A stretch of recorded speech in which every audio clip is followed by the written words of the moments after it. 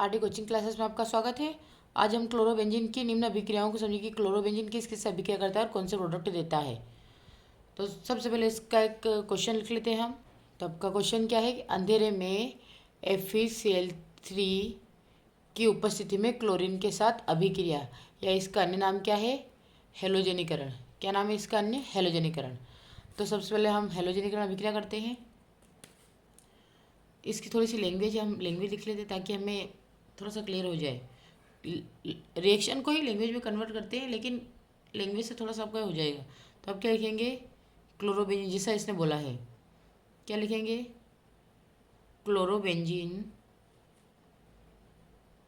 Chlorine, जो chlorobenzene होता है वो क्लोरीन से FeCl3 की उपस्थिति में अंधेरे में, बोला ना कि ये अंधेरे में FeCl3 की उपस्थिति में क्लोरीन के साथ अभिक्रिया। तो हमने वो बोला कि क्लोरोबेंजीन क्लोरीन से, है ना, FeCl3 की उपस्थिति में अंधेरे से क्रिया करके ortho di chlorobenzene, ortho di chlorobenzene तथा पैरा डाई क्लोरो बेंजीन बनाता है। क्योंकि हमें दोनों पोजीशन पे ऐड करना है। तो हमने लैंग्वेज तो समझ ली, अब हम रिएक्शन समझते हैं। तो सबसे पहले हम क्लोरोबेंजीन का फॉर्मूला लिखेंगे। क्लोरोबेंजीन क्या होता है? बेंजीन रिंग के ऊपर Cl। अब क्लोरोबेंजीन की रिएक्शन हमने क्या बोला? क्लोरोबेंजीन की रिएक्शन क्लोरीन से, तो क्लोरीन का फॉर्मूला होता है Cl2। FeCl3 से करते हैं, अंधेरे में करते हैं, क्योंकि जो हमने लिखा है वही करेंगे, अंधेरा। ठीक है, FeCl3 से करते हैं क्योंकि क्लोरोबेंजीन की रिएक्शन क्लोरीन से FeCl3 के साथ में अंधेरे में करते हैं। तो आपका ऑर्थो डाइक्लोरोबेंजीन बनता है। तो ऑर्थो डाइक्लोरोबेंजीन यानी कि एक बार ऑर्थो पोजीशन पर क्लोरीन ऐड कर दीजिए, ये तो आपका सेम रहेगा क्योंकि इसको कोई चेंज नहीं करना है। आपका ऑर्थो पोजीशन कहाँ है? तो ये ऑर्थो पोजीशन, तो आपने ऑर्थो पोजीशन बना दी, तो इसका नाम हो जाएगा ऑर्थो डाइक्लोरोबेंजीन, डाइक्लोरोबेंजीन। अब हम इसकी बात करते हैं, तो इसको भी हम ऐसे ही लिखेंगे। ये Cl आपका सेम सेम रहेगा, खाली पैरा पोजीशन में आपका Cl लग जाएगा। तो इसे क्या बोलेंगे? Para dichlorobenzene. ये आपका पैरा डाइक्लोरोबेंजीन बन गया।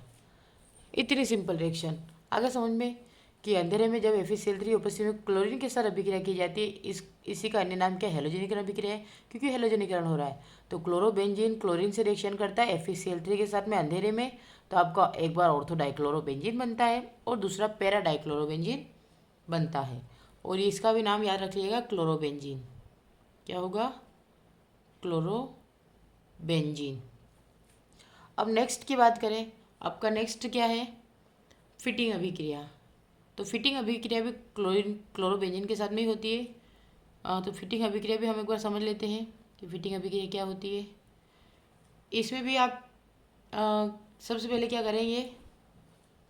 पहले हम लैंग्वेज लिख लेते हैं इसकी भी, ताकि आसानी से समझ में आ जाए। और इसमें एरिल का यूज़ करते हैं। किसका? एरिल का यूज़ करते हैं। या फिर हम पहले रिएक्शन लिख लेते हैं ताकि आपको याद रहे।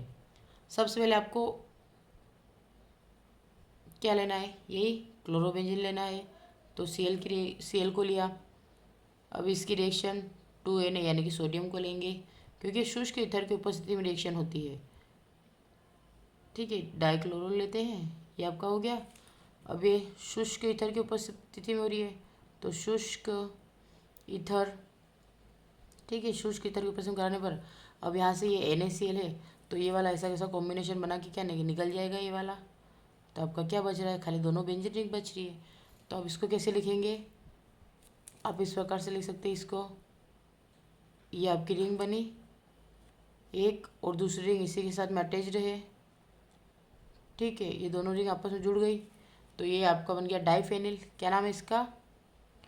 डाई डाइफेनिल, और आपका बाहर क्या निकलता है, तो 2NaCl। अब इसकी हमने रिएक्शन समझ लिया, अब इसकी लैंग्वेज भी देख लेते हैं हम। ठीक है, तो हम क्या बोलेंगे कि जब एरिल हैलाइड है ना, तो हम क्या बोलेंगे कि जब एरिल, क्योंकि रिंग है, कि जब एरिल एरिल हैलाइड के दो अणु सोडियम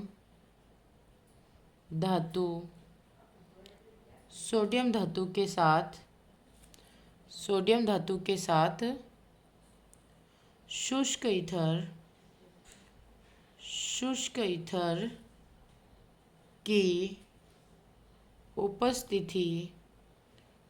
ईथर की उपस्थिति में क्रिया करते हैं तो डाइफेनिल बनाते हैं। इसे क्या कहते हैं, इसे फिटिंग अभिक्रिया कहते